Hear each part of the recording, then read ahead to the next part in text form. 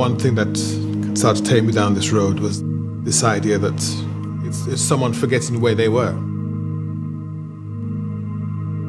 The history of people from the Caribbean or from the rest of the world in Britain is that they couldn't forget where they were. They had to be constantly aware.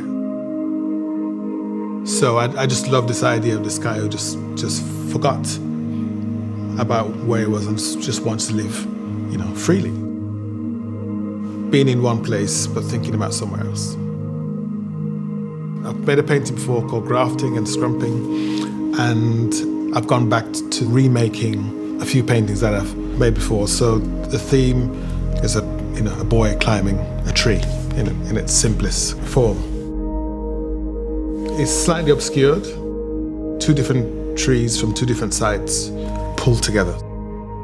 A mango tree from Jamaica and a pear tree from actually just around the corner. And I've kind of fused them together to make this new kind of scenario. It's almost like time travel, which moves across different space and time, creating a new environment where things meet up. How is the dialogue happening between these two images, or are they not happening? Are things being obscured? These are all the type of things that you start to kind of mull over when making these paintings. And oddly, I think when I've been making these works, there were two painters actually, Van Gogh and William Coldstream.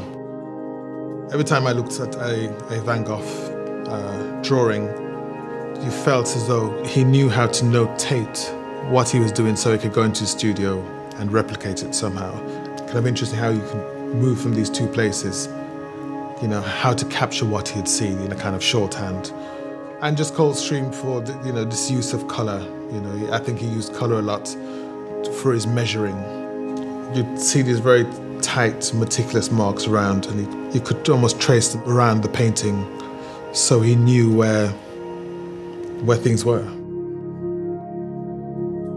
As a series, there's something more to be explained about this idea, and part of the reason why maybe I don't want to show anything today is that it feels quite complex. You find something that you think is interesting, you find a moment, and you understand. Someone says, "Oh, that part's great. You should keep that." I think with these, very often there is that moment, but then you think, well, you know what? Should that thing be destroyed in some ways? Should it exist?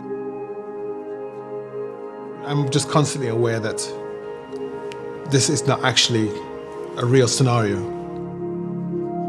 Maybe it's more about reminding myself that it's not real, and maybe also reminding the viewer.